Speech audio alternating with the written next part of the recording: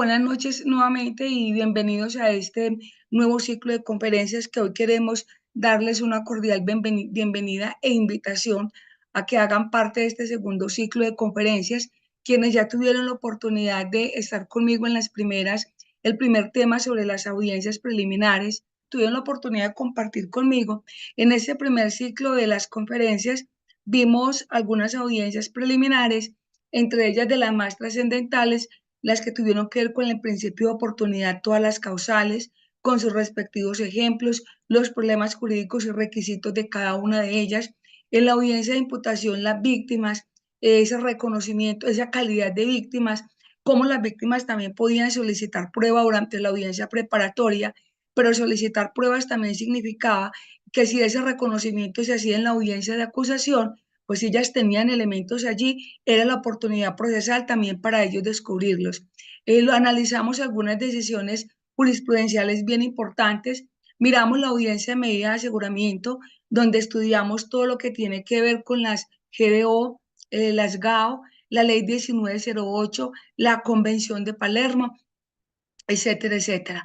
De esas audiencias preliminares de la sustitución, revocatoria, libertad por vencimiento, cada una con sus problemas jurídicos, y ese lo que denominábamos ese paso a paso, cuál era el derrotero o ese orden metodológico que deberíamos de seguir para poder encontrar un eco a nuestras pretensiones y que el juez pudiera avalar las mismas. Hoy entonces vamos adentrándonos más para analizar ya esa audiencia de acusación. ¿Qué pasa y cuáles son esos problemas jurídicos de la audiencia de acusación? De allí que este segundo ciclo de capacitaciones a través de Radar Jurídica tiene por objetivo, en primer lugar, en lo que corresponde y concierne a esta servidora, brindarles las herramientas necesarias para abordar todos y cada uno de los problemas jurídicos, enunciarlos hoy a grosso modo e invitarlos para que los conozcan y se desarrollarán, es lo que va a ser objeto del curso. Hoy vamos a hacer una enunciación de los problemas que tocaríamos dentro de la audiencia de acusación. Trataríamos algunos tangencialmente, miraríamos cuáles son, y ese es el debate en el cual nos vamos a adentrar ya en el ciclo de capacitaciones. También comprende de manera profunda el tema de teoría del delito. Y ustedes se preguntarán, ¿y para qué teoría del delito dentro de nuestra sistemática procesal y qué tiene que ver con la audiencia de acusación? Todo. Pues miremos que las últimas decisiones de la Corte han ido siempre a censurar la construcción de los hechos jurídicamente relevantes. Y esa construcción de los hechos jurídicamente relevantes no es solamente el qué, cómo y cuándo de las cosas. La construcción de los hechos jurídicamente relevantes no simplemente se basa en el proceso de subsunción de los hechos en una norma. No, esa es solo una parte. A los hechos jurídicamente relevantes no es el delito ni el solo encuadramiento de la conducta. ¿Qué es lo que investigamos? Conductas jurídicas. ¿Qué es entonces lo que importa dentro del mundo fenomenológico y dentro de los hechos jurídicamente relevantes? El aspecto fáctico, esa facticidad que comprende que esa facticidad debe ir acompañada con el compendio de en cada tipo penal esos elementos, cómo hacer unos hechos jurídicamente relevantes de un concierto, de los delitos contra la administración pública, del lavado de activos o enriquecimiento ilícito, que está basado en prueba técnica y pericial a través de los dictámenes contables, los informes periciales contables, y para ello todos los actos de investigación que se deben hacer. Entre esos actos, las búsquedas selectivas en base de datos de la DIAN, toda la información endógena y exógena, lo que tiene que ver con los bancos y luego poder hacer un cruce. Entonces, frente a esos expedientes voluminosos, ¿qué se debe descubrir? ¿Cómo se debe descubrir? ¿Qué es lo que se debe enunciar dentro del escrito de acusación? ¿Se enuncia todo o solo lo que tiene vocación probatoria? Si miramos, estos son solamente uno y es una partícula diminuta frente a todos los problemas jurídicos que nos corresponde desarrollar en una audiencia de acusación. Entonces, la teoría del delito está íntimamente ligada con el escrito de acusación y con la acusación misma. porque es es la que delimita la pretensión punitiva del Estado, es la que delimita el principio de congruencia. Y si es la que delimita esos aspectos propios del derecho de defensa, de qué me están acusando, de cómo me voy a defender, de qué cargos son los que tengo y cuál es el elemento probatorio con el que voy a demostrar cada uno de esos cargos, con mayor razón que debo conocer la teoría del delito. Debo entonces saber si lo voy a acusar a título de autor, de cómplice, de partícipe, si es el extraño, si no tiene calidad de servidor público, pero cumple funciones de servidor público, se adecua al interviniente. Debo conocer la diferencia entre la complicidad con los actos de encubrimiento. En la teoría es muy bonito cuando encontramos esa franja y nos dicen que existe una franja muy sutil entre el dolo eventual y la culpa con representación. Entonces, desde la teoría encontramos que nos dicen en los delitos culposos, es que es sencillo, porque en la culpa con representación, aunque usted prevé ese resultado, usted confía en poder evitarlo porque no se quiere la causación de ese resultado y por ello es un delito culposo. En cambio, en el dolo eventual, usted sí quiere causar un daño, se actúa con conocimiento y voluntad. Pero ¿qué pasa? Solo que usted deja la producción de ese resultado al azar. Esto es el dolo de la indiferencia, lo que miramos a través de la teoría del dolo eventual. Así en teoría lo vemos muy lindo, pero cuando nos colocan un ejemplo y tenemos un caso en donde un hombre, pensemos ayer, cuando todos eufóricos y pasó en la realidad, terminó el partido de Colombia-Uruguay, la gente salió a celebrar a las calles, escuchábamos sirenas, escuchábamos gente en motocicletas, con banderas, aquel que salió con banderas bien grandes en motocicleta y enredaba a los peatones, aquel que salió a hacer disparos con arma de fuego y estaban en un balcón mirando y celebrando y mirando la euforia del partido y uno de esos disparos impactó en la humanidad de una joven. Entonces, allí uno dice, estamos en presencia de porte de arma, claro, es lo primero que tenemos, un porte ilícito de arma de fuego. Estamos en presencia de un homicidio doloso o culposo. Entonces ahí es donde viene la historia, no, es que es culposo porque él no le disparó a ella, no había la intención de matarla, era la euforia del partido. Vendrían entonces a los que avalan la teoría de la imputación objetiva y dirían, uno, existió la creación de un riesgo jurídicamente desaprobado. Dos, el creador de ese riesgo jurídicamente desaprobado ha sido el autor a quien se le capturó en posesión de esa arma de fuego. Tres, el resultado de la muerte de esta joven, existe ese nexo causal entre esa acción y ese resultado. Entonces dirían, desde la teoría de la imputación objetiva, claro, entonces podríamos pensar de que frente a esa acción hablamos de que podría imputarse ese resultado a través de un homicidio doloso. Vendría entonces la teoría del dolo eventual y es esa franja tan sutil y dice, cuando yo saco un arma de fuego sin salvoconducto en una festividad como la de ayer, digamos, donde toda la gente está en ese estado de éxtasis, como le estábamos todos por ver ganar nuestro equipo, con ese sentimiento de nacionalidad que nace de cada uno de nosotros. Y es cómo no iba a prever como posible que esgrimir un arma, dispararla en el aire, al aire yo iba, podía causar la muerte de una persona en un sector concurrido. Y sin embargo, yo me estuve, no, lo hice con conocimiento y voluntad. Dejé la producción de su resultado librada al azar. Ese es el dolo de la indiferencia. El dolo de que no me importaba si habían más personas, porque solo quería sacar el arma, sacar la pistola y accionarla y generar el mecanismo de los disparos, independiente de que quisieron no causar ese daño, conociendo el riesgo. Entonces, desde allí miren cómo si necesitamos de la teoría del delito para poder encauzar y encuadrar y de la construcción de los hechos jurídicamente relevantes para poder que la defensa y el procesado digan, debo defenderme de un homicidio culposo, de un homicidio doloso, bajo qué modalidad de dolo, es un dolo directo, es un dolo de ímpetu, el que surge de un momento, es un dolo eventual, es el dolo de la indiferencia, es una culpa con representación. Esos son los aspectos que entonces también nosotros como operadores jurídicos, tanto jueces, fiscales, defensores, estamos llamados a Hay que valorar. quitar eso con los puños suyos. Yo ¿Por les qué? agradezco si por favor me colaboran y silencian el micrófono.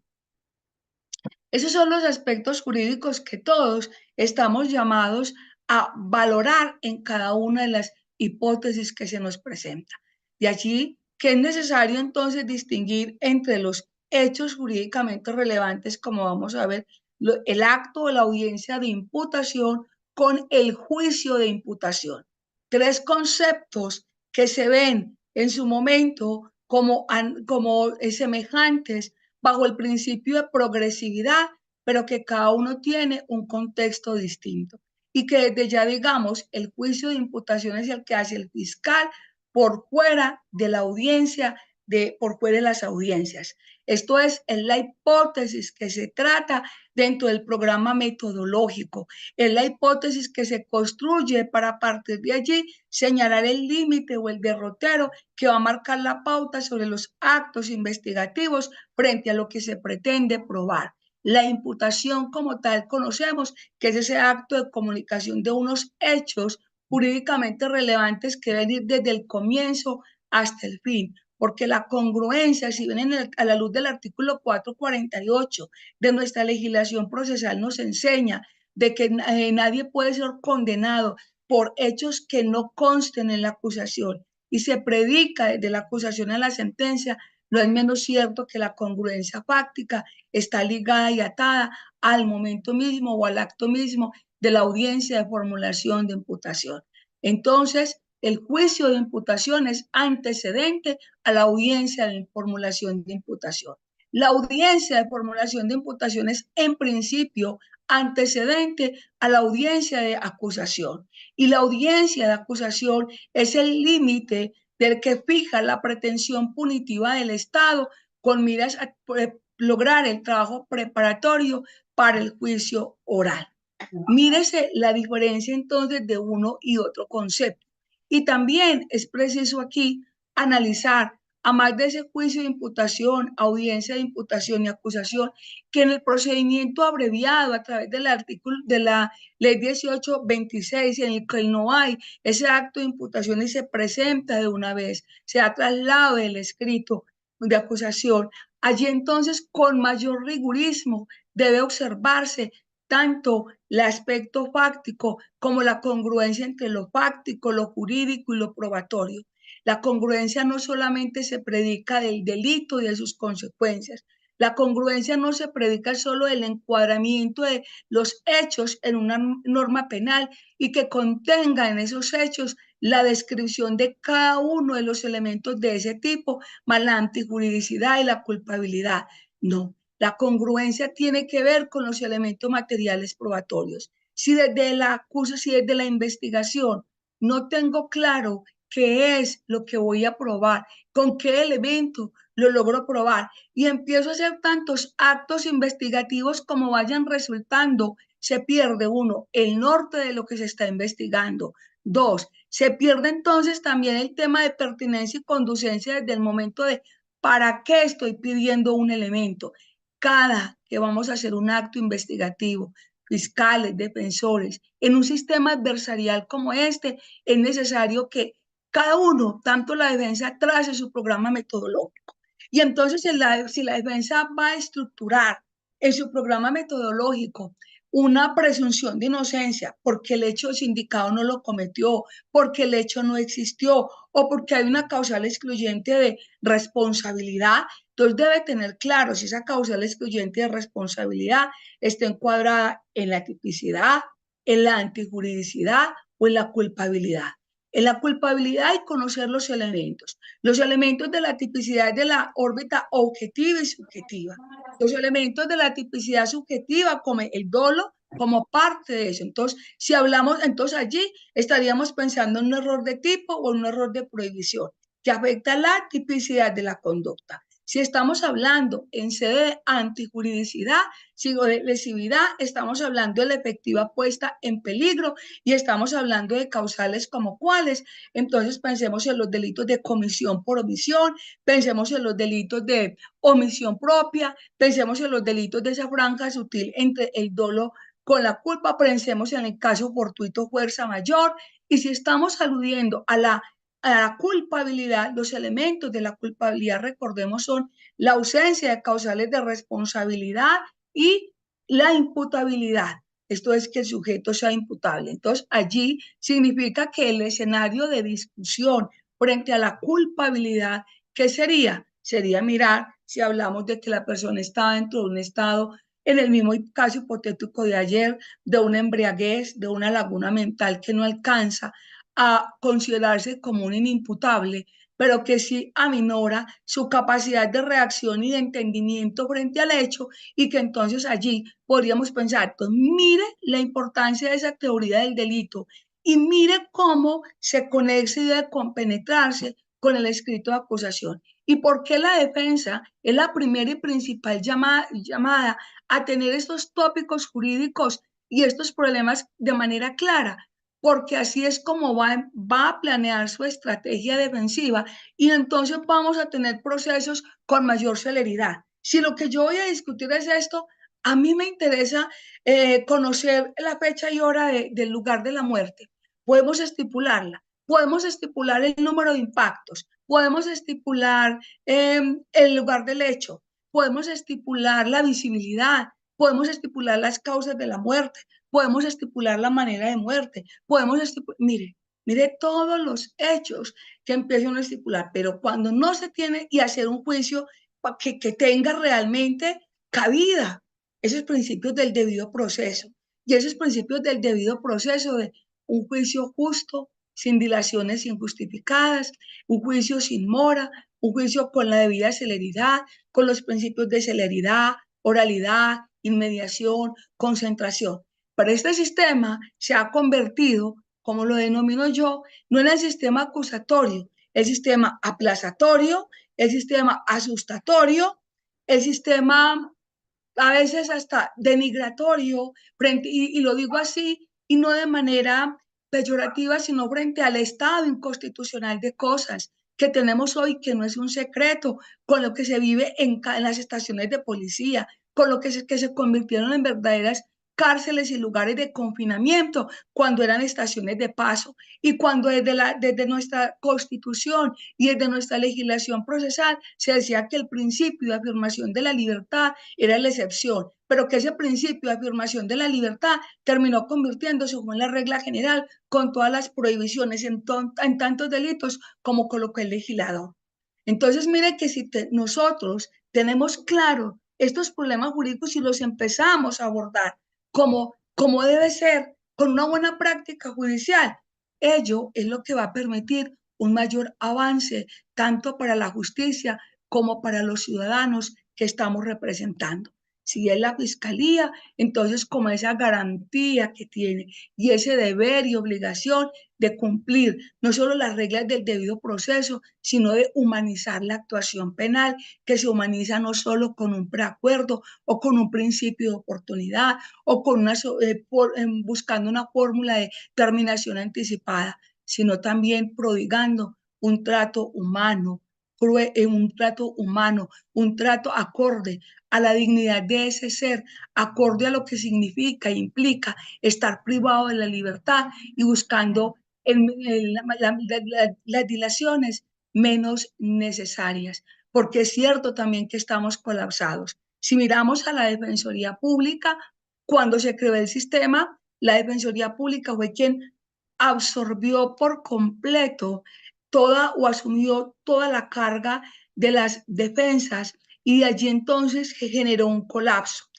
Primero, de un lado, porque la policía entendía y judicializaba desde 20 gramos de incautación de sustancias estupefacientes hasta 10, 20 CDs en ciudadanos que lo que querían, como en el caso segundo, por esa vulneración al derecho a la propiedad, era buscar una fuente de ingreso o de trabajo. Entonces, si miramos esto, nos permitiría de una u otra manera sacar avante por este medio procesos de una norma célere para poder concentrar los esfuerzos en aquellas investigaciones tan delicadas y a mayor escala y de ese alto impacto de la criminalidad como la que tenemos en nuestra ciudad y en nuestro país. Yo les decía en días pasados, no entiendo por qué si existe la figura de la mediación del artículo 518 siguientes, no se aplica. Apenas están las directrices diciendo quiénes pueden ser mediadores, de qué universidades, de qué esto, cuando es una figura jurídica que hace tanto tiempo y que permitiría a las fiscalías locales hacer un verdadero trabajo. Yo no lo llamo descongestión, sino un verdadero trabajo de justicia, de buscar y dar respuesta a esa pronta justicia que espera cada uno de los ciudadanos. Pero se nos está olvidando de que nosotros estamos trabajando para la justicia, para la sociedad, para las víctimas, para los procesados. Y con tanto las directivas desde la excesiva carga laboral como la que hoy soportamos, tanto fiscales, defensores, como jueces, pero que de una u otra manera están afectando a todo el conglomerado social. Entonces, hecho este preámbulo, es preciso mirar que cuando hablamos y establecido el por qué se necesita esa teoría general del delito para poder entender este fenómeno delictivo que se da, bajo qué forma o bajo qué grado de participación se van a acusar las personas, cuáles son los hechos relevantes, qué es esto, es menester indicar, y como todos bien conocemos, que la audiencia de formulación de acusación no es nada distinto que el escenario jurídico procesal a través del cual se delimita la pretensión punitiva del Estado. Esto es que esa acusación es que se convierte en la pieza procesal que sirve de marco a la delimitación del juicio, al tiempo que se erige en una garantía del derecho de defensa. ¿Por qué? Porque en ellas se establecen, uno, las personas involucradas; dos, los elementos que se van a aducir en juicio; tres, los hechos jurídicamente relevantes con las circunstancias del delito, con las circunstancias de mayor punibilidad, de menor punibilidad, agravantes genéricas, específicas. Y con base o en base a este conocimiento es como la defensa planea y traza su línea defensiva. Y de allí es por eso que siempre debe garantizársele a la defensa que no se le va a sorprender con una sentencia que no guarde correspondencia con la acusación. Y esto no lo afirmo yo. Se dijo hace mucho tiempo por nuestra honorable Corte Suprema de Justicia y lo recordó en el año 2015 bajo la decisión 3989, esto es la SP 1392, donde la Corte delimitó y dijo, señores, la acusación es la que da inicio a la etapa de juzgamiento. Y como da inicio a la etapa de juzgamiento, entonces se comienza con la presentación del escrito de acusación. Esa acusación es un acto complejo. Y un acto de naturaleza compleja implica el escrito es el primer paso para esa audiencia de juzgamiento, que cuando se nos convoca a la audiencia de formulación de acusación, ya la acusación empezó, y empezó desde el mismo momento en que la Fiscalía presentó el escrito de acusación. Y para presentar ese escrito de acusación es entonces también menester analizar aquellos requisitos del artículo 336 y siguientes de nuestra legislación procesal. Primero, el que se tenga elementos con probabilidad de verdad.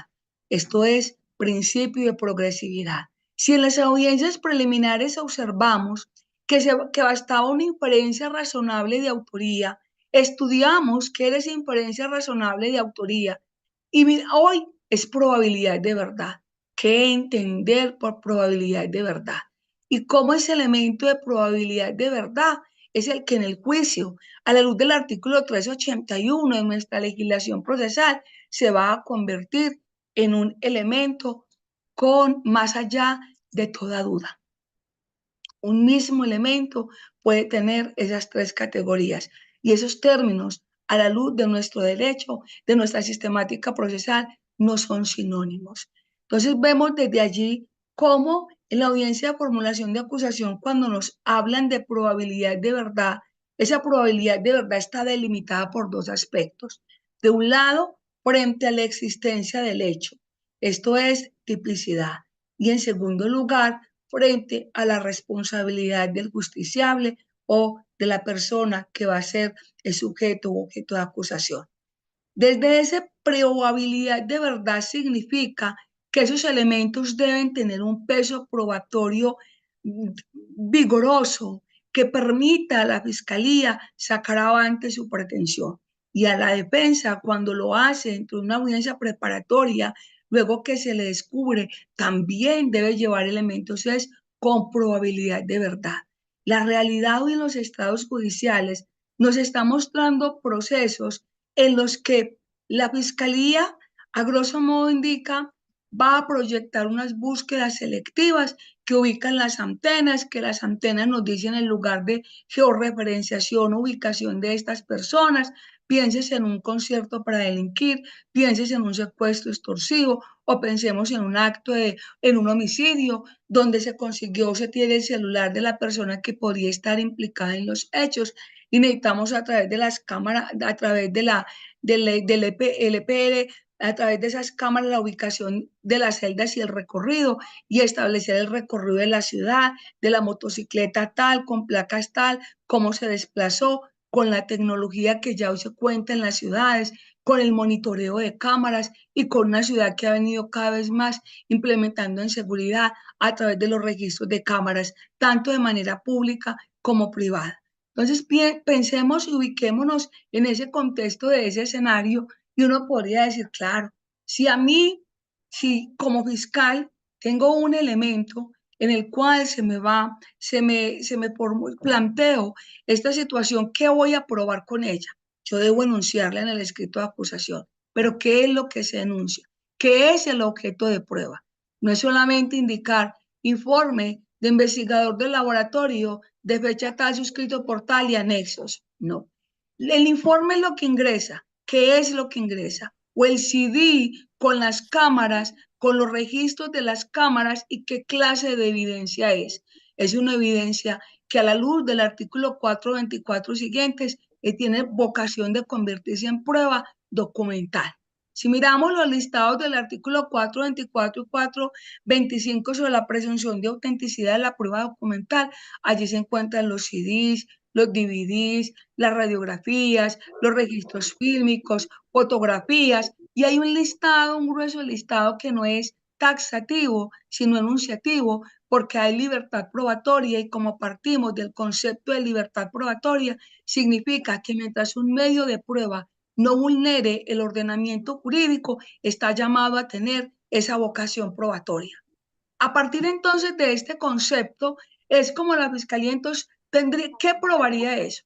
Prueba entonces que demostraría uno, el recorrido. Dos, la línea de tiempo. Cuando ocurre el hecho, cuando las cámaras van registrando. Si es que tengo registros de antes, durante y después, está mostrándome un indicio de presencia.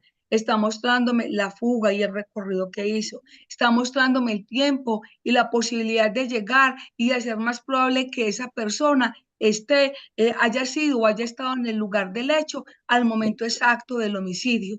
Y si ubicamos las antenas y me dice que él salió, hizo una llamada, después de que llamó, dijo, listo, ya está la vuelta, ya se mató la persona o ya se hizo aquello, ¿qué nos estaría esa llamada registrando? No tenemos la grabación, pero sí la antena que nos muestra la misma línea y nos marca ese derrotero o ese recorrido. Entonces, ¿qué prueba ese elemento? Ese elemento estaría llamado a demostrar que elementos de tipicidad o de responsabilidad. Es lo primero que hay que enmarcar, responsabilidad. Y si es de responsabilidad que tengo yo, qué es lo que se incorpora al juicio y qué es lo que debo enunciar, el documento, el informe, que va a servir como la base en la cual el investigador orientó y soportó o plasmó lo que observó en el video, pero el video y el CD o DVD o las antenas y los registros, que son los que nos van a ubicar con el EPR, la ubicación y el recorrido como trayectoria del vehículo. Entonces, mírese cómo en la construcción yo debo descubrir, enunciar el CD, debo descubrir, enunciar el informe de policía judicial y ya tengo claro que en la preparatoria ese elemento tiene probabilidades de verdad para demostrar qué aspectos de la responsabilidad. ¿Y qué aspecto de la responsabilidad me demostraría? Aspecto de responsabilidad delimitado a la presencia en el lugar del hecho, al recorrido, a la línea de tiempo. Así, clarito. Pero, ¿y la defensa entonces frente a un elemento de esos contundentes, qué podría hacer? Entonces uno ve que trae, la defensa trae, vamos a traer el testimonio de Pedrito Pérez, que es el vecino con el cual estaba arreglando la antena ese día en su casa, y entonces va a demostrar que usted, mijito, no estaba en ese lugar del hecho.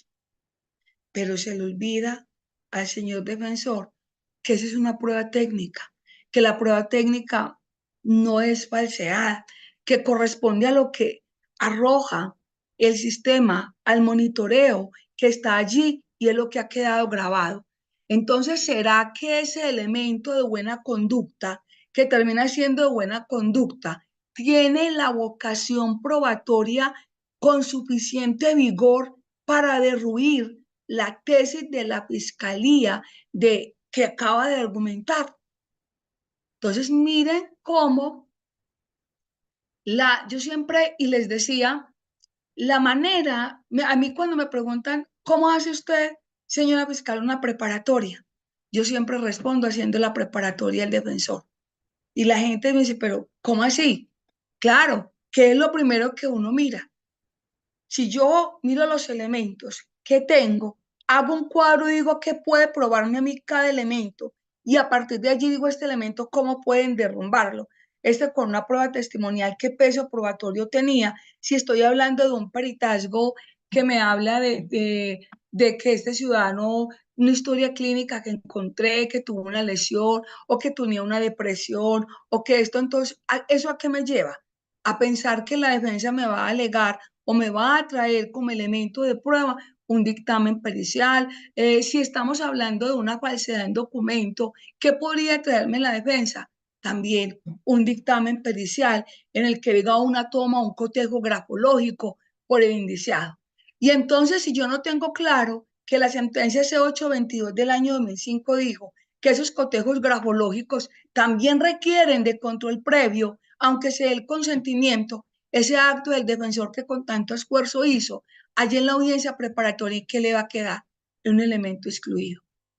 Entonces, miren desde allí cómo la acusación que a veces le damos una importancia o le restamos esa importancia que realmente tiene, va de la mano con la audiencia preparatoria y va de la mano porque lo que yo descubra, de lo que tenga claro, lo que yo descubro es lo que yo investigué.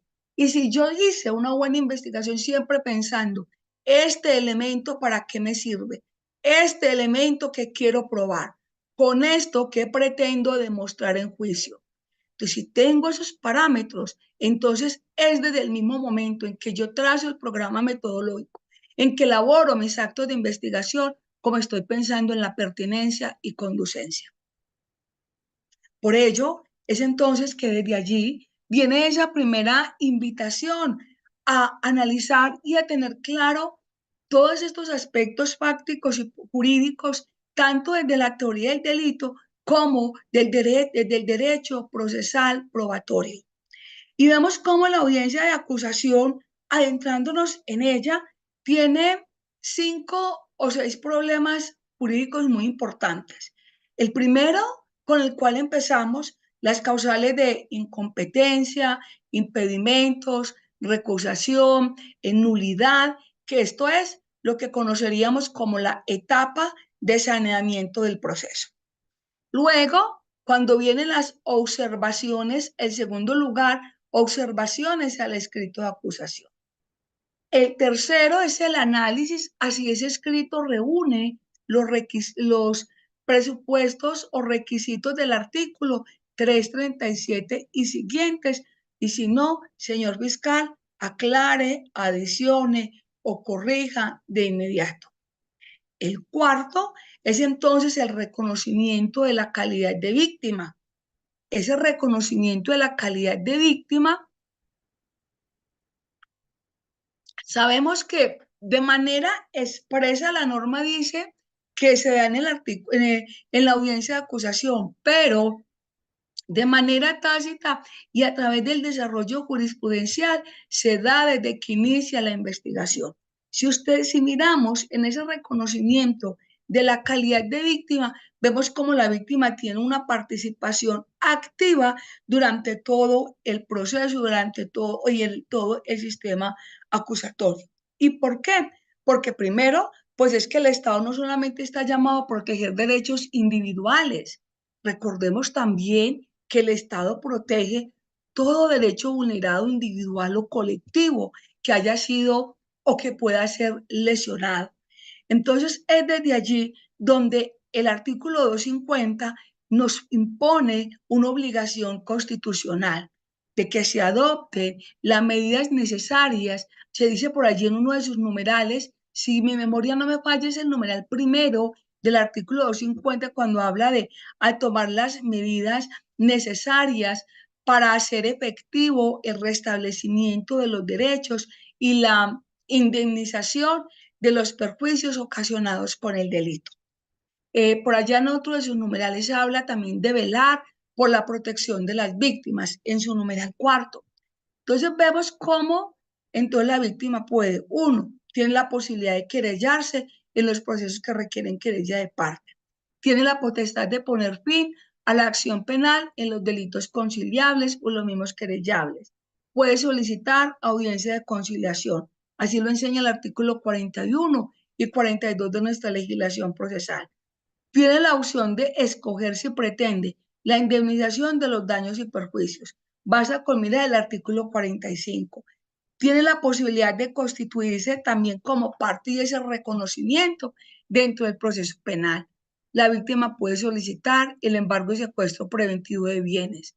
Puede también la víctima solicitar la cancelación de títulos obtenidos fraudulentamente. Puede solicitar el embargo de bienes sujetos a registro. Puede solicitar la imposición de medida de aseguramiento, sentencia C-209 del año 2007. Puede solicitar pruebas en la audiencia preparatoria, sentencia C-454 del año 2006. Lo único que no puede la defensa per se, ni por sí sola, ni por medio de representante, es la posibilidad de interrogar en el juicio oral, porque allí desbordaría el sistema adversarial de partes, y fue donde la Corte ya dijo, no, la defensa interroga, el representante de víctimas o la víctima la hace, pero por medio de la fiscalía, porque sería una sola parte, conformarían una unidad de parte. Pero los demás, la víctima puede hacer solicitudes aún con independencia de la actuación de la fiscalía. La fiscalía no solicita medida, la víctima puede hacerlo. La víctima puede aportar pruebas. La víctima puede solicitar también que se practiquen pruebas a la fiscalía. Es decir, es garantizar ese acceso a la justicia en condiciones de igualdad para la determinación de los derechos, que no son otros distintos de verdad, justicia y reparación, como lo vimos. Y que dentro de la reparación está no solo la indemnización, sino medidas de satisfacción y garantías de no repetición. Entonces, es desde allí donde vemos que cuando el artículo 11 de la ley 906, el artículo 132, 134 y sus siguientes van dando y las jurisprudencias citadas van a ampliar ese espectro de participación de las víctimas, no se está haciendo nada distinto de procurar la reparación y de proponer por un acceso efectivo a la justicia, que es ello lo que se ha pregonado y lo que se busca como parte de la razón de ser de este sistema o de este modelo con tendencia al acusatorio. Vamos entonces también dentro de esos derechos a más de problemas jurídicos ya planteados.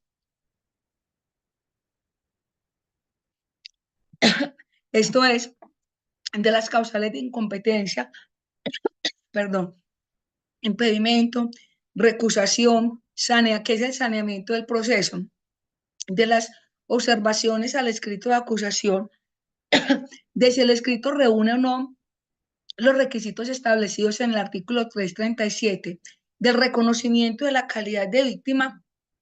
¿Qué seguiría? Después de ello, obviamente, que el fiscal formule acusación.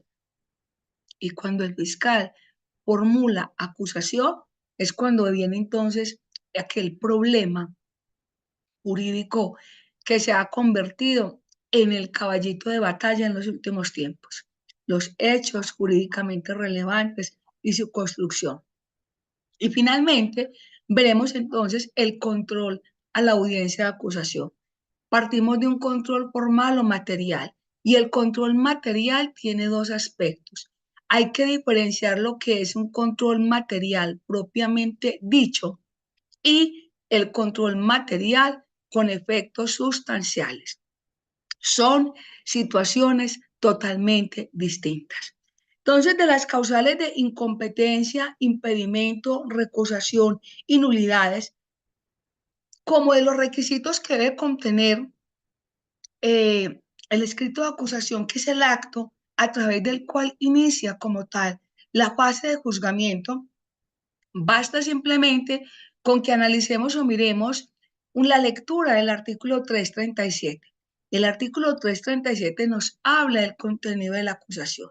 Y dentro de ese contenido de la acusación, ¿qué se nos pide? Pues de un lado, la individualización concreta de quienes son acusados, como bien lo conocemos. Dos, la relación, y dice la norma, clara y sucinta, de los hechos jurídicamente relevantes y en un lenguaje comprensible. Tercero, la dirección o lugar pues de citación de las partes. Cuarto, la relación de bienes que los cuales se haya de solicitar el comiso. Quinto, la enunciación o descubrimiento de las pruebas. Analizaremos la sentencia Ito, que es una sentencia muy corta de unas 250 páginas, la sentencia 25920 del caso del Campín. Esa fue la primera sentencia en materia de descubrimiento, donde la Corte analizó problemas 1, de cadena de custodia; 2, de la enunciación y descubrimiento de los elementos. Existen tres formas de descubrir: enunciando, exhibiendo y entregando. Y concluye que no hay un único momento para este espacio o para ese espacio judicial. Es decir, que por eso es que el artículo 344 nos señala de que cuando existe una prueba sobreviniente, aún en juicio, se puede practicar. ¿Por qué? ¿Qué significa eso? De que no hay un único momento para el descubrimiento. Se descubre sí lo que se tiene, se enuncia los aspectos de los cuales se han solicitado o la prueba que se hubiera solicitado, pero y se descubre sí inmediatamente con la entrega física, se hace la exhibición y entrega de manera inmediata cuando se cuenta con el elemento. Entonces vamos a ver cuál es esa diferencia entre enunciación, exhibición y descubrimiento como tal. Vamos, también hay una cápita dentro de los requisitos de ese escrito de acusación, y que se refiere a los hechos que no requieren prueba. También recordemos que nuestra legislación dentro de los medios de prueba contempla la posibilidad de las pruebas anticipadas, y que la prueba anticipada no es nada distinto de que cuando existe un riesgo para la indemnidad de la prueba o para evitar una obstrucción o de obstrucción a la justicia, o que la prueba no va a llegar al juicio, se hace entonces una prueba anticipada ante un juez de garantías. Se cita a ese testigo, se hace el interrogatorio, se guarda la grabación y sería la que incorporara. Pero si la persona, cuando ya llegue el momento del juicio, todavía está en posibilidad de asistir, no ha ocurrido ningún tipo de contingencia, pues obviamente la prueba anticipada no exonera o no releva la posibilidad de que la persona que haya sido escuchada entonces no asista a esa audiencia de juicio oral. También vemos que allí se hace la relación los testigos, las direcciones y en las direcciones, el mismo legislador previendo aquellos procesos de naturaleza compleja, aquellos procesos en los cuales vemos que se ha venido, cuando ya se descubren los elementos, vienen amenazas a testigos, sobornos a testigos, a fin de procurarla salvaguardar la vida y la integridad de las personas. Mírese que da la norma procesal la posibilidad de que se fije como domicilio de las partes la dirección de la fiscalía. Entonces, y nos dice la norma también dentro de ese artículo 337 que los demás elementos favorables al acusado y que estén en poder de la fiscalía y también enuncia las declaraciones o deposiciones, como también las llama nuestra legislación procesal. En esencia, ese sería el contenido de una audiencia de acusación que todos conocemos. Todos, como le indicaba, sabemos que esa etapa de juzgamiento se inicia con la presentación del escrito de acusación. Pero pensemos entonces cuando la ley nos habla de causales de incompetencia. Yo he visto que normalmente cuando abrimos la audiencia se nos ha vuelto una, casi que una frase mecánica que respondemos con una rapidez abismal. Nos dice el señor juez: abre la audiencia, buenas tardes, iniciamos la audiencia, acusación, presentación de las partes, vamos con el primero.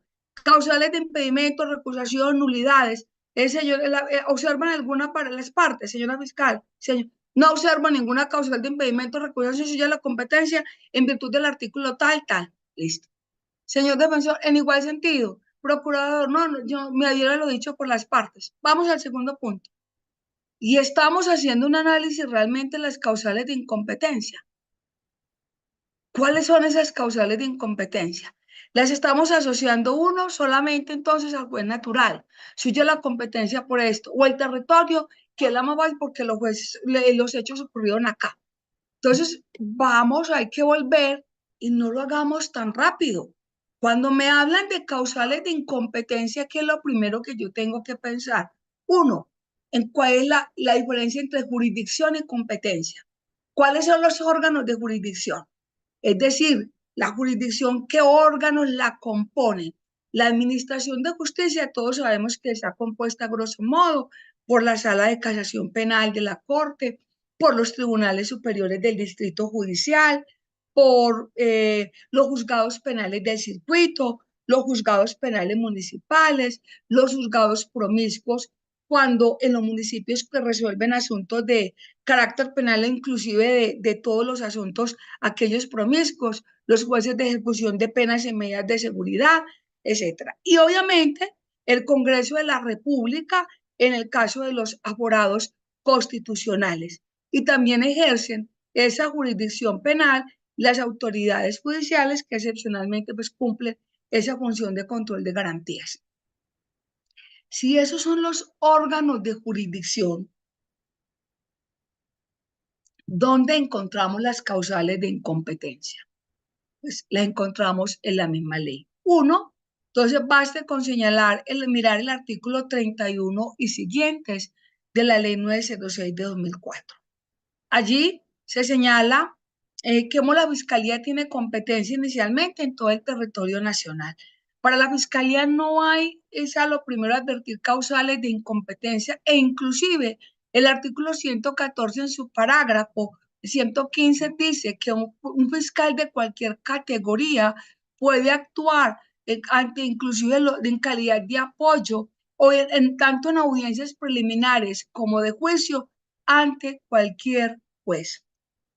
Entonces, para la Fiscalía no hay causales de incompetencia.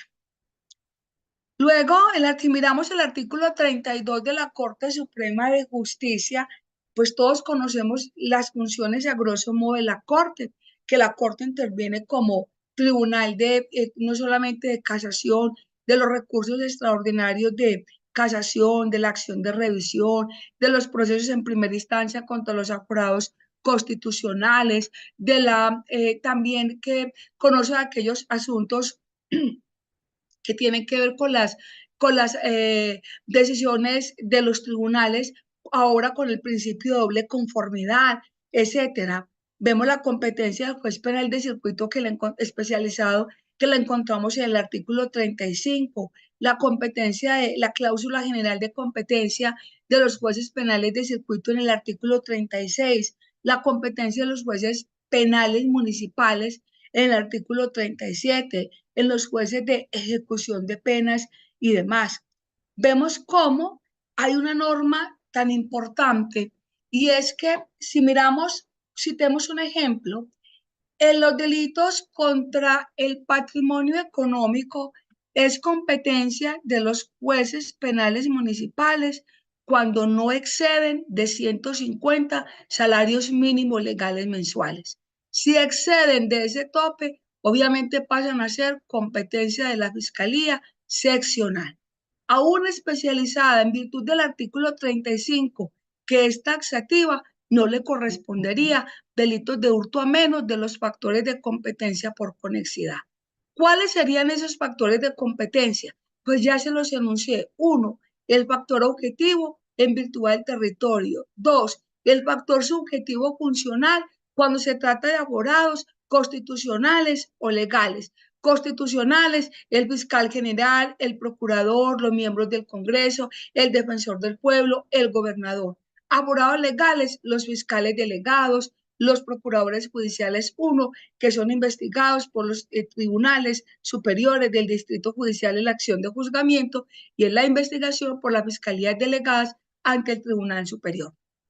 Entonces, mírese cómo, si observamos eso, vemos entonces que la competencia en un hurto, no nos detenemos a pensar cuánto es la cuantía, para el momento de los hechos supera los 150 salarios mínimos legales mensuales. Si hablamos de un testaferrato, de un lavado de activos o enriquecimiento ilícito de particulares, pensemos en ello, la norma es clara. La competencia se da cuando sobrepasa, para que sea la fiscalía especializada, supera los 100 salarios mínimos legales mensuales vigentes. Nos tomamos el trabajo porque cuando no lo supera, entonces si en un examen nos preguntaran, un fiscal seccional o un juez penal de circuito puede conocer de un delito de enriquecimiento ilícito. Un fiscal, un juez penal de circuito podría conocer de un lavado de activos o de un testaferrato y todos diríamos, no, es que eso es del especializado. Pues es allí que si le damos una lectura a esas normas, encontramos que solo lo que pase del tope de esos salarios mínimos que establece el artículo 35 es lo que hace que la competencia sea del especializado. En lo demás, en virtud de la cláusula general de competencia a que alude el artículo 36, es competencia de un juez penal de circuito normal. ¿Y por qué hago esta precisión? Porque hay una figura que cuando nosotros dejamos pasar y de manera tan rápida, tan veloz, decimos, sí, suya la competencia por esto y esto. Se nos olvida que el artículo 55 nos alude a esa prórroga de la competencia.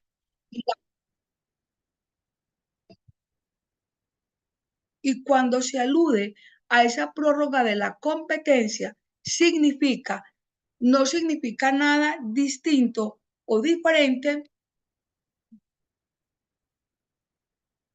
no significa nada distinto o diferente la prórroga de la competencia a que el funcionario de mayor jerarquía, cuando las partes no hacen pronunciamiento y cuando el juez ante el cual se ha presentado la acusación tampoco manifieste su incompetencia, se prorroga. Es decir, que salvo el factor subjetivo, esto es que se trate de, en virtud del factor funcionario subjetivo de la persona, la calidad, que sea un aforado constitucional, allí sí necesariamente no es el único evento o la excepción a que no se prorrogue la competencia. Porque lo demás, si no se pronuncia, significa que entonces ese juez que lo omitió es quien debe continuar con el trámite del proceso. De allí que entonces ese primer problema jurídico de las causales de incompetencia que se dan y que analizamos por el factor territorial, por el factor de la cuantía, por el factor de la conexidad, que lo encontramos en los artículos 56 y siguientes de nuestra legislación procesal, se prorrogan. La del factor funcional o subjetivo de la persona es la única que cuando se trata de un fuero constitucional o legal, aquí sí, inexorablemente hay que mandarlo al competente, porque de lo contrario, eso genera la nulidad de todos los actos. Vemos cómo esa misma, en la audiencia de acusación, dónde se haría ese trámite obviamente de las nulidades, de la incompetencia, las causales de incompetencia, impedimentos o recusación, cuando se abre la audiencia. De las causales de impedimento es necesario entonces que analicemos, pero antes de las de impedimento, para terminar y redondear la idea, les decía, en el caso de los aforados constitucionales que estarían por el factor subjetivo de la competencia, lo que nos lo delimita es el artículo 174 y el artículo 235 en su numeral segundo de la ley 906 de 2004. La Constitución, si la abriéramos en el artículo 174, nos hablaría o nos indica de que corresponde al Senado conocer de las acusaciones que formula la Cámara de Representantes es contra el presidente de la República o quien haga sus veces, contra los magistrados de las altas cortes, esto es, la Corte Suprema de Justicia, el Consejo de Estado, el Consejo Superior el Consejo Superior de la Judicatura, ahora Comisión de Disciplina, el propio fiscal general, aún cuando hubieran cesado en el ejercicio de sus funciones, pero ojo, en este caso, cuando se trate siempre, y así lo indica la Constitución, de acciones u omisiones, o hechos u omisiones, creo que es que menciona, ocurridos en el desempeño de los mismos, en el desempeño de esa función. Y el artículo 235 en su numeral segundo es cuando nos habla de qué es lo que investigan el Congreso. Cuando el Congreso de manera excepcional ejerce esa facultad constitucional. Entonces, previa acusación del fiscal general, es quien investiga a los ministros de despacho, al procurador general de la nación, al defensor del pueblo, a los agentes del Ministerio Público, ante el Consejo de Estado, ante la Corte Suprema de Justicia, a los directores de los departamentos administrativos de seguridad, a los gobernadores, a los magistrados de tribunal. ¿Quién los investiga? El Congreso inicialmente investiga, no, perdón, el artículo, en virtud del artículo 235, numeral segundo, investiga y juzga aquí a los miembros del Congreso, investigar y juzgar a los miembros del Congreso, que es lo que tendría que ver quiénes los investigarían. Los investigaría la Corte. Es la Corte la que tiene la competencia de estos aforados constitucionales y legales, como les había indicado las funciones, la del artículo 174 y 235, numeral segundo. ¿Quién investiga a un gobernador? La Corte. ¿Quién investiga a un alcalde? Mire que está, si no está allí mencionado, es porque corresponde a la jurisdicción ordinaria, atendiendo a los demás factores de competencia. De lo que tendría que ver con las causales de que tendrían que ver con las causales de incompetencia por la cuantía y la conexidad. Ya les indiqué que el artículo 35 nos habla de la extorsión, que es competencia en virtud de la cuantía. Tenemos a manera de ejemplo, en la extorsión cuando supera cuantía de 500 salarios mínimos legales mensuales es competencia del juez especializado. Cuando es inferior a 150 salarios mínimos es competencia del fiscal del juez penal municipal. El lavado de activos, cuando sea o exceda de 100 salarios mínimos, así lo establece el numeral, creo que es 14, me disculpan si de pronto incurro en la precisión del artículo 35. El lavado de activos nos dice cuando supera los 100 salarios mínimos legales mensuales. El numeral 15 se refiere al testaferrato, son los tres que están allí seguidos, 14, 15 y 16, que son el lavado de activos, testaferrato y enriquecimiento ilícito. Y los tres que superen el tope de 100 salarios mínimos legales mensuales vigentes. Y nosotros hemos hecho el ejercicio en la práctica judicial de cuando tenemos esos delitos contra el patrimonio, pregunto yo. Cuando estamos en virtud del factor de competencia por la cuantía, o hemos mirado también el factor de conexidad, a que alude entonces el artículo 52, que empieza el artículo 50 de nuestra ley 906 indicando la unidad procesal, que por cada conducta punible corresponde una actuación e investigación y que son causales de incompetencia por conexidad en las que tenemos en el artículo 52, que nos dice que cuando deben juzgarse conductas por delitos conexos, conoce inicialmente el juez de mayor jerarquía. Cuando se trata de una competencia por razón del fuero legal o la naturaleza del asunto, si corresponde a la misma jerarquía, aquí sí se mira el factor del territorio. Y ya en forma excluyente, es que dice la norma, los demás factores en ese orden. Y empieza a decir que donde se cometió el delito más grave, donde se produjo la primera captura, donde se presentó primero el delito de acusación, el escrito de acusación, donde se encuentran los elementos probatorios, etcétera, etcétera, pero cada uno de ellos es excluyente. Nos hemos también detenido a analizar esas causales de incompetencia cuando se abre la audiencia de acusación. Y ahora entonces vamos al segundo paso, cuando nos hablan de los impedimentos y recusaciones.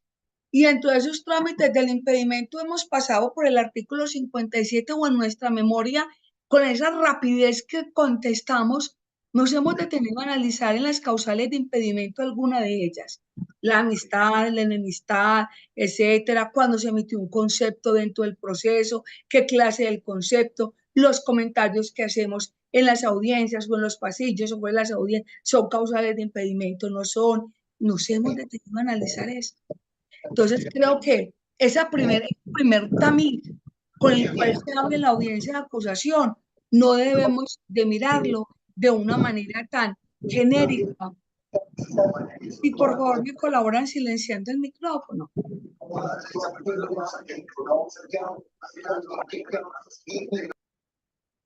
De una manera tan rápida como lo hacemos casi que mecánica.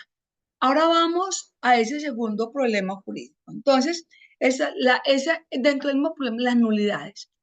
Cuando quienes tuvieron la oportunidad de acompañarme en el primer curso, yo les planteaba qué pasa cuando se abre la audiencia de acusación y entonces el señor juez nos pregunta, señora fiscal, señor defensor, causales de impedimento, nulidad, recusación, de competencia, y entonces uno dice, no avisó uno ninguna, usted no se pronunció sobre una nulidad, tampoco dice corrija y luego, más a futuro, usted entonces dice, no, aquí violamos el debido proceso, aquí se hizo esto, pide una nulidad.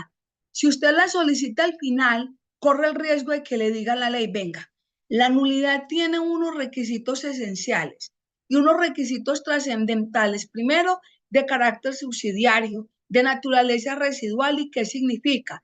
Que no solamente que las causales sean taxativas, sino que debe superar el principio de trascendencia, el principio de convalidación, que la parte que la solicite no sea quien la haya producido y le van a decir, pero usted le dijeron que se pronunciara sobre las causales de impedimento, nulidad y recusación, y usted guardó silencio, señor defensor, y usted guardó silencio, señora fiscal, y usted no pidió, señor defensor, que corrigiera el hecho, usted no pidió aclaración, entonces usted convalidó el acto, no hay lugar a la nulidad.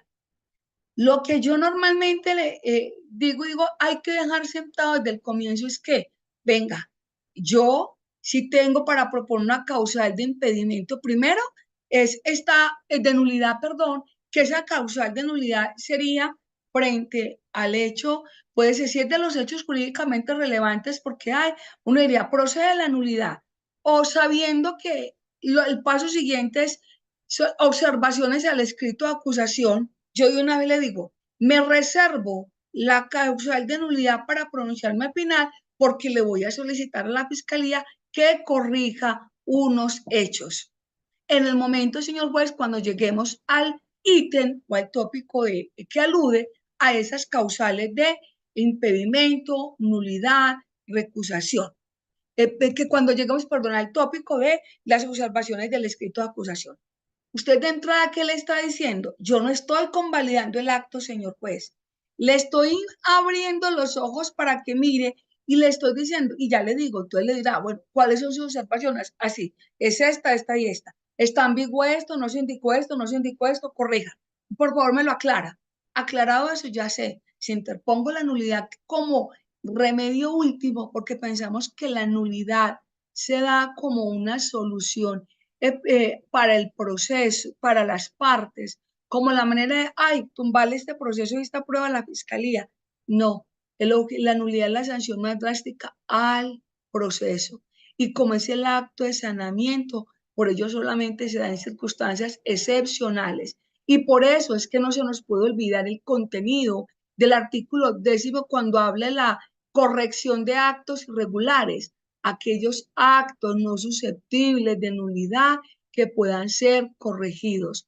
Entonces, desde allí que usted puede decir, yo me reservo, pero también desde la ética y la lealtad, informar cuál es el aspecto a corregir en ese ítem siguiente cuando se habla de las observaciones al escrito de acusación, como vamos a desarrollar.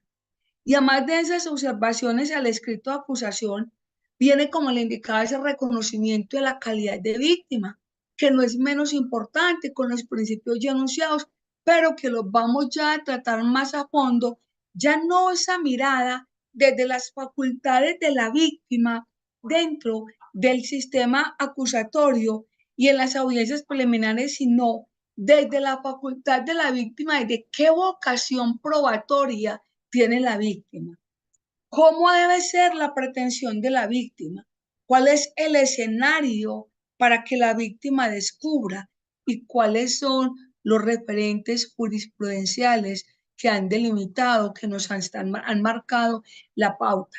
Con la ley 600, aquella que existía antes de la ley 906, teníamos una jurisprudencia que era más o menos uniforme y encontrábamos precedentes vinculantes. Con la ley 906, la jurisprudencia también ha sido difusa. La Corte ha dicho, o en algunas decisiones, ha sentado, digamos, algunos criterios jurídicos, pero luego en otras los ha variado. Ha sido muy cambiante.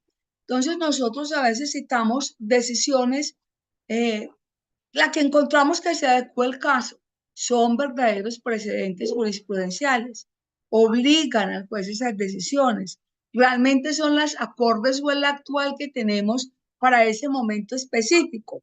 Ese es otro de los aspectos que nosotros debemos plantearnos y analizar. Y esa es la mirada que vamos a dar en torno del rol de la víctima, desde el descubrimiento, desde las facultades, desde el control que puede ejercer la víctima, desde los actos de postulación que puede hacer las víctimas. Y frente a ese, ya cuando se establecen esas observaciones, el reconocimiento de víctima, impedimento, nulidades, observaciones al escrito, reconocimiento de la calidad de víctima que sigue, la acusación. Y cuando hablamos de la acusación propiamente dicha, recordemos entonces lo primero que nos dice la norma: hechos jurídicamente relevantes. ¿Y qué son esos hechos jurídicamente relevantes? Si nosotros vimos que la imputación o la formulación de imputación es el acto por medio del cual se comunica a una persona su calidad de imputado en la audiencia que se lleva ante el juez de garantías y que es la que establece que es la que fija, digamos, el marco fáctico del proceso y que esa imputación hablábamos de que no era un acto, no podía tomarse como un acto lesivo, abusivo, intimidatorio o violatorio de las garantías fundamentales, sino que debía mirarse como lo indicaba la Corte Suprema, como lo ha indicado la Corte Suprema de Justicia por allí en una decisión, creo que es la 55.440, en la que nos decía que el objeto del proceso penal, y yo se los decía ahorita, no es el delito y su consecuencia punitiva, sino una conducta del mundo fenomenológico, sea por acción u omisión. Por eso yo ahorita les decía, es que no es enmarcar un hecho en una conducta, no es subsumir, no es un proceso de subsumir unos hechos y encuadrarlos en una norma. No, lo que le interesa al proceso penal es una relación clara y jurídica de los sucesos que ocurrieron, de cómo esos sucesos vamos a subsumirlos en un presupuesto fáctico que ha sido previsto por el legislador en un tipo penal. Así lo encontramos en la sentencia, el radicado 60.836 del año 2022. Y todos bien conocemos la decisión de la doctora María Patricia del año 2017, cuando dijo que cuando dijo que no se podía confundir los hechos jurídicamente relevantes con los hechos indicadores y con los medios de prueba. Pensemos entonces, y colocaba ya mismo el ejemplo de un homicidio. ¿Cuál es el hecho jurídicamente relevante? Que A dispare a B. ¿Cuál es el hecho indicador? Los residuos de pólvora en manos de quien fuera señalado como autor. ¿Cuál sería el medio de prueba? El informe pericial que da cuenta de la muerte y el informe pericial que da cuenta del hallazgo de los residuos de pólvora en las manos de ese ciudadano. ¿Por qué hay que hacer esta diferenciación? Porque para la construcción de los hechos jurídicamente relevantes hay tres principios. Primero, el principio de congruencia que establece que la persona, como les decía yo, solamente puede ser condenada por hechos que consten en la acusación. En segundo lugar, el principio antecedente consecuente, esto es, el acto de formulación de imputación con la audiencia de formulación de acusación. Entender que sin esa imputación en el proceso ordinario no sería posible acusar, que la excepción se da en el procedimiento abreviado. Y en tercer lugar, el principio de progresividad de la actuación. Y este es uno de los, en mi concepto, para mí, es uno de los que reviste mayor importancia, porque es el que yo hoy tengo un elemento, unos elementos en la imputación, recojo nuevos elementos y puedo incluir algunas variantes en la acusación, pero ojo, esas variantes no me pueden modificar el núcleo fáctico. Es decir, si yo indico en el hecho relevante de la imputación que Pedro disparó a María con un arma de fuego y luego el dictamen balístico me llega al momento de acusar, donde nos indica que esa prueba de absorción atómica el encontraron fue positiva, que tenía residuos de pólvora. Allí, de todos los elementos le hallaron tres y me indica el dictamen de necropsia, digamos, que la posición o la trayectoria de la herida fue de arriba hacia abajo, lo que está indicando una posición de superioridad del victimario en relación con la víctima. Estoy modificando el hecho sigue siendo el mismo. Pedro mató a María. Lo único que estoy diciendo es, se tiene como hechos indicadores el hallazgo que permiten respaldar el hallazgo el hallazgo de vestigios o huellas de disparo en las manos de Pedro. También la muerte, la trayectoria de las heridas muestran la posición de superioridad de la víctima en relación con el victimario, con lo que demuestra la causal de, digámosle, por denunciar algo, que obró, de que Pedro obró aprovechando la situación de indefensión de la víctima.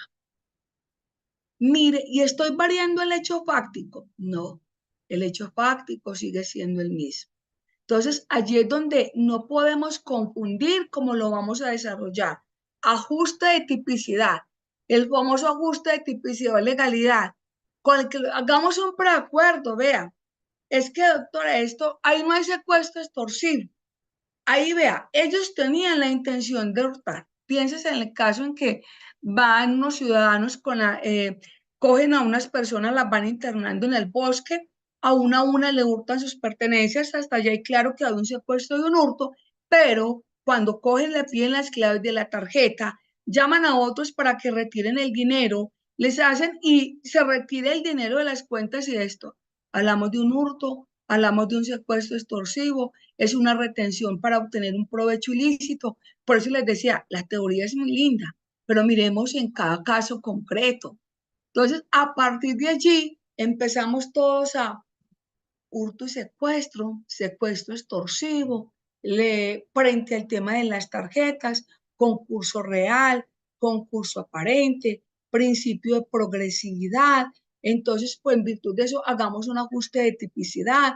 Diga que como la intención es hurtar, usted va a mutar ese secuestro extorsivo que imputó ese fiscal de la UNI, que no era el que iba a llevar el caso. Entonces, modifiquemos la doctora y podemos hacer un preacuerdo por un hurto calificado y agravado, indemnicen las víctimas en concurso con un secuestro simple.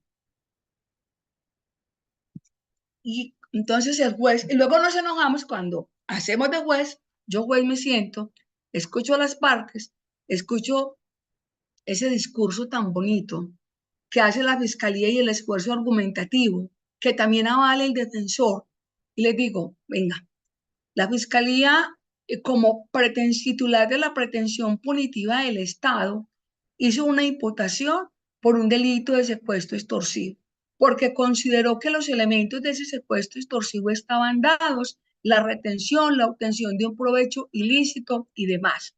Quisiera conocer qué elementos nuevos ha traído el ente acusador que permiten variar esa imputación fáctica y jurídica que se hizo en su momento. Y empieza el señor fiscal, no, es que, no, doctora, es que es valorativo, es que los elementos están mostrando esto, es que, el juez solamente nos mira así y luego dice, no hay elemento, la Corte lo que nos ha indicado es que el ajuste de legalidad se da, pero bajo unos parámetros específicos, cuando se trate que se trate de un concurso aparente, que se trate dentro del mismo núcleo fáctico de tipos penales, que, es decir, volvemos, el concurso aparente de delitos, que se tengan elementos nuevos que así lo permitan variar. Usted no me está trayendo ninguna de las circunstancias, entonces yo encuentro reparos en esa acusación. Le decimos, ah, no, es que la acusación, doctor, qué pena, es un acto de parte. Y la Corte ya dijo que como es un acto de parte, el control es formal. Y volvemos entonces y generamos discusiones y apelamos y todo. Mire un acto que vemos sencillo, cómo se nos convierte y de qué manera o de qué forma tan complejo. Y entonces es allí donde yo pregunto, estamos confundiendo lo que tiene aquellos tópicos que tienen que ver con el principio de, con el control formal y material, el control formal, el control, perdón, material propiamente dicho, el control material con efectos sustanciales y el control formal como tal. Si miramos las funciones que debe, entonces es allí donde vemos qué función ejerce el juez, que es el último ítem que vamos a desarrollar en la audiencia de acusación. Entonces, digámoslo solamente para enunciarlo desde ya, que son aspectos de la premisa fáctica que no pueden sufrir variaciones y que hacen parte del núcleo esencial de la conducta imputada y por ello, uno, no es primera regla, no es jurídicamente admisible realizar en la acusación cualquier modificación que conlleve, uno, cambios desfavorables al procesado. Dos, la inclusión de presupuestos fácticos de nuevos delitos, porque ello desborda. Eso es lo que llamamos nosotros los meros detalles, no es que son detallitos. en los términos expuestos en la sentencia C025 del año 2010, siempre y cuando sean, no desborden detalles, como el que yo le decía, detalle el que yo le decía, el hallazgo de los residuos de pólvora, la posición de indefensión, sigue siendo el mismo núcleo fáctico que Pedro le disparó a María. Eso es lo que no es admisible. Tercero, mutar a otro delito más grave porque comparte algunos presupuestos fácticos como el incluido en la imputación. Y cuarto, incluir circunstancias genéricas o para incluir circunstancias genéricas o específicas, algunas veces de mayor punibilidad que no se mencionaron en los hechos. En el hecho solamente se dijo que Pedro mató a María. No se dijo que Juan lo estaba esperando en una moto mientras Pedro mataba a María para huir los dos y poder deducir la coparticipación criminal del artículo 58, numeral 10. El hecho fáctico sobre la que Pedro había matado a María. Entonces, en ese evento pueden incluirse circunstancias genéricas o específicas de mayor punibilidad. Y la respuesta sería negativa. ¿Y dónde encontraríamos parte de los sustratos de esa respuesta? Pues en la doctrina probable o en las decisiones de la Corte que ya se están convirtiendo aquí sí en precedentes judiciales vinculantes.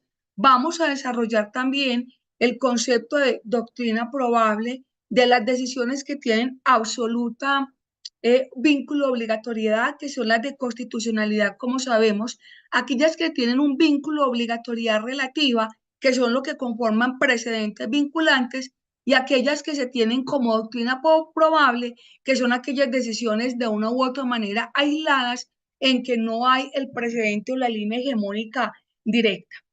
De esos hechos jurídicamente relevantes y de que sean inmodificables y que en la acusación no se pueden abarcar hechos nuevos y de ese control que hace el juez, encontramos un sinnúmero de decisiones y solo por citar algunas de las que vamos a estudiar, tenemos la SP 1045 del 25 de enero del año 2017 con radicado 45521. Tenemos el radicado 48200 del 23 de noviembre de 2016, que fue anterior a este. Tenemos el radicado 44425 del 10 de mayo del año 2016. Tenemos otra más reciente, la 34022 del 8 de junio del año 2011. Entonces, esto que yo les indico, de que esas premisas fácticas no pueden sufrir variaciones, que no es jurídicamente en la acusación admisible el que se realicen modificaciones que conlleven cambios desfavorables al procesado, la inclusión esa de lo que llamamos meros detallitos, pero que no son detalles y que finalmente estamos adicionando hechos nuevos, no se pueden adicionar hechos nuevos, no se pueden incluir circunstancias genéricas o específicas de mayor punibilidad si dentro del núcleo fáctico no se dijo. Y es allí donde por eso la Corte dijo, cuando la Fiscalía considera procedente incluir esos referentes fácticos de nuevos delitos o incluir cambios factuales que den lugar a un delito más grave o modifiquen el núcleo de la imputación, tiene la posibilidad por ello de adicionar la audiencia de imputación. Los cambios en la calificación jurídica son los que pueden realizarse en la audiencia de acusación, aunque resulte punitivamente más gravosa siempre y cuando los hechos no sean modificados. Entonces, ese control, como les decía a ustedes, frente a esa regla de cómo deben ser esos hechos, cómo debemos hacer la construcción, que es lo que vamos a desarrollar. Solo les voy a citar un ejemplo. Pensemos en un contrato sin cumplimiento de requisitos legales. Es que el homicidio es muy fácil, el hurto es muy fácil, un concierto no termina siendo tan complicado muchas veces, pero ¿Qué pasa en los contratos sin cumplimiento de requisitos legales? ¿Cuál sería el hecho jurídicamente relevante aquí? Primero, entonces, tenemos que tener claro, uno, ¿cuándo es predicable el delito? El delito de la celebración indebida de contratos es predicable en la fase de trámite, celebración y liquidación del contrato. ¿Son las tres? ¿Es una o cómo es? Entonces, todos se crispetan, otros garbanzos, pero no pueden hacer arroz y garbanzos, sino que tienen que inventarse algo novedoso con el arroz. La Gloria, la 45521, ¿de qué fecha es? ya le digo, doctora, la 45528, permítame, doctora, que le cité, es, si mi memoria no me falla, doctora, es del año 2015, pero se la miro y se la doy en la clase, doctora, pero sí, es como el año 2015, la tengo por acá. Y la segunda lo que le decía de los hechos jurídicamente relevantes, entonces, en ese contrato que pensáramos, en el contrato, en la celebración indebida de contratos, que aquí miramos el contrato, perdón, sin cumplimiento, sin el lleno de requisitos legales, en el que íbamos, donde se da en las tres fases, trámite, celebración y liquidación, y que nos dice que en la imputación, si tenemos claro que no se debe incluir en la imputación y la acusación hechos relativos a la ejecución del contrato. ¿Por qué? Porque no serían los jurídicamente relevantes. ¿Por qué? Porque esta fase del contrato sin cumplimiento de requisitos legales ocurre durante el trámite. Claro, porque estamos hablando de que no cumple los requisitos durante la celebración y durante la liquidación, ya no en la fase de la ejecución. Entonces, ¿eso dónde lo encontramos?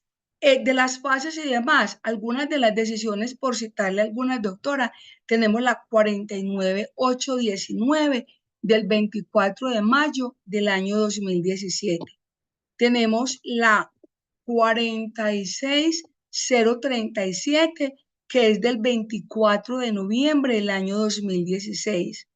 Hay otra que es del año ya más antigua, la 21547, que es del 9 de febrero del año 2005.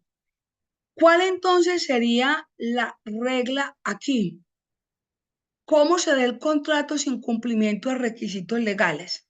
Uno, pues vulnerando las reglas de la contratación estatal. Dos, en que se haga, en que se abandonen lo que tiene que ver con los requisitos que exige la ley para la celebración y liquidación del contrato. Entonces, desde allí, ¿cómo podríamos generar o cómo hacer el hecho jurídicamente relevante? Entonces, decir, el sujeto, digamos, el ciudadano X, que en ejercicio de sus funciones, un ciudadano X en ejercicio de sus funciones celebró contrato con Y, contrato que no cumplió el requisito esencial de, digamos, la licitación. No se abrió a licitación este proceso y se adjudicó de manera directa a licitación, que es esencial porque aquí viene el juicio valorativo, porque el artículo tal de la ley tal, porque normalmente son tipos penales en blanco que nos remiten a otra normatividad, nos enseña que los requisitos para la licitación eran estos. Y no obstante, vamos con el otro elemento, antijuridicidad y culpabilidad. A pesar de vulnerar esos requisitos, quiso la realización de la infracción, sin perjuicio, obviamente aquí agregamos los demás elementos a título de dolo o de negligencia o por omisión o porque fue el interventor y no se valió el interventor con dineros para que avalara el contrato así como estaba sin cumplir esos requisitos. Entonces, hacemos todos los elementos y se hace el análisis de tipicidad, antijuridicidad y culpabilidad. Mire cómo o la importancia entonces de esos hechos jurídicamente relevantes al momento de referirnos en ese marco y cómo vamos, la importancia también o la trascendencia mejor de ese principio de congruencia que no es nada distinto de esa identidad fáctica y jurídica que debe existir entre la imputación, la acusación y la sentencia. Y vamos a ver la estructura al momento de desarrollar de ese principio de congruencia.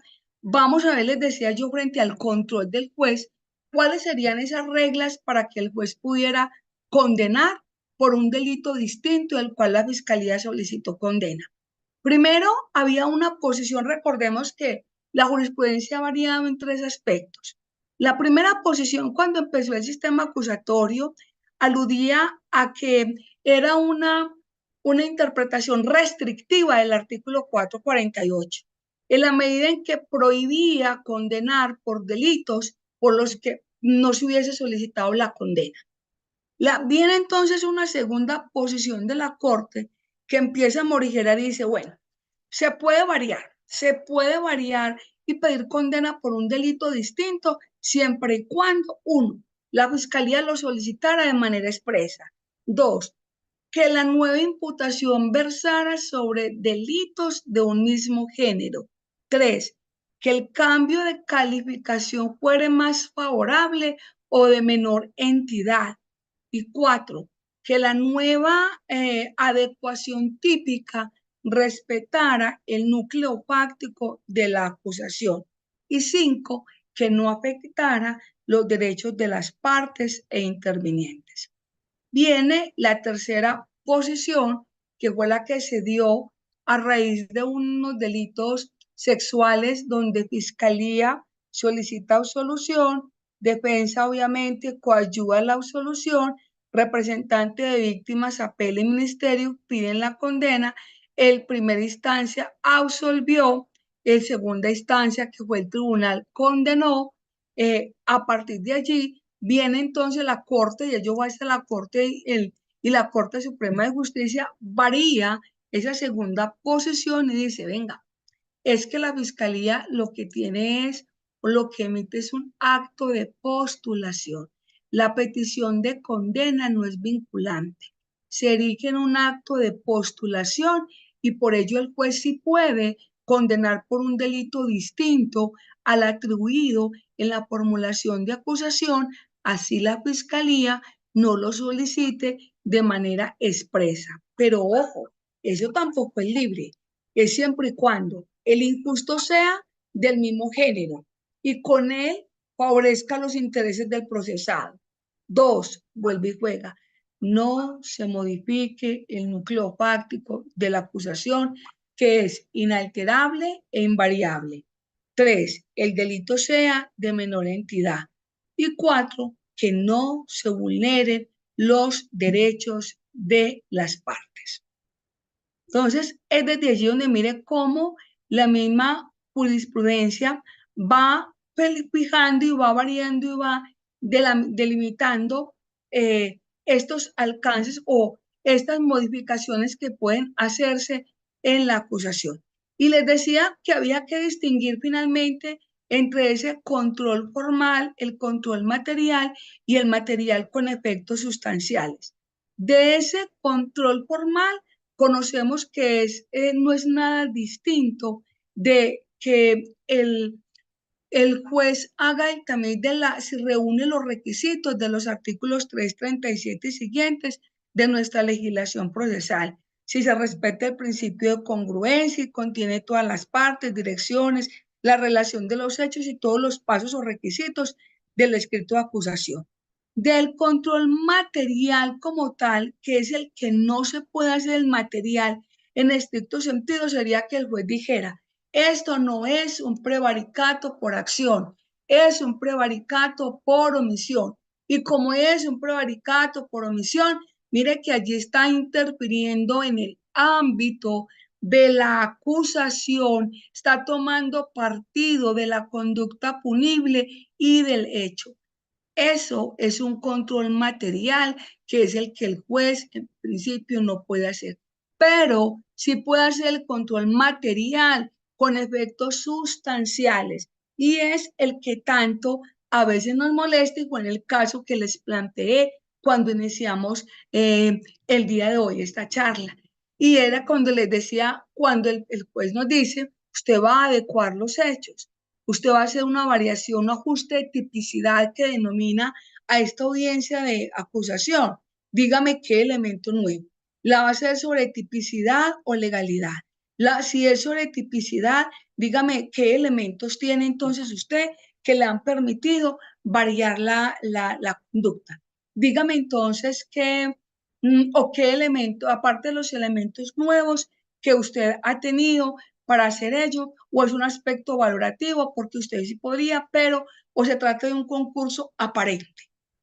Entonces, mire los escenarios, eso es distinto. El juez allí no me está haciendo un control de crédito, no. Ese es el control material con efectos que él hace, con efectos sustanciales y que sean procesales sobre el acto de acusación. Entonces, el hecho de que la acusación sea un acto de parte y que nos suponemos tanto como fiscales, es que la Corte ya dijo que de mala. La fiscalía es el titular de la pretensión punitiva y lo que la fiscalía, es la fiscalía quien al final, pues problema de la fiscalía si prueba o no esos hechos, problema de la fiscalía si finalmente puede sacar avante uno la pretensión. Del todo, eso no es de manera tan cierta o olímpica, porque el juez sí, por lo menos en este sistema, ejerce ese control y sí puede ejercer ese control material con efectos procesales, que es distinto del control material en sentido estricto.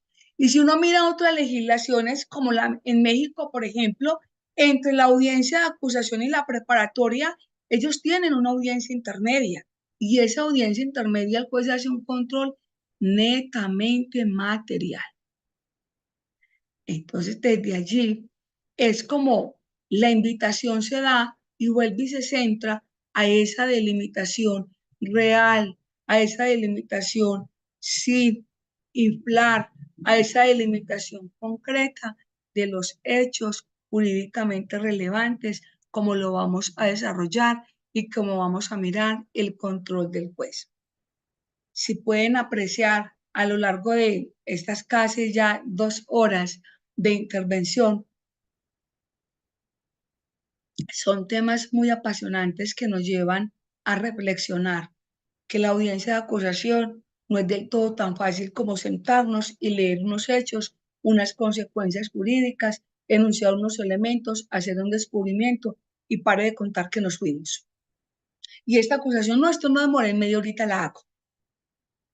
2, que debemos ser mucho más rigurosos, desde que eso nos conlleva a ser más responsables desde la audiencia de imputación en el tema de la congruencia fáctica.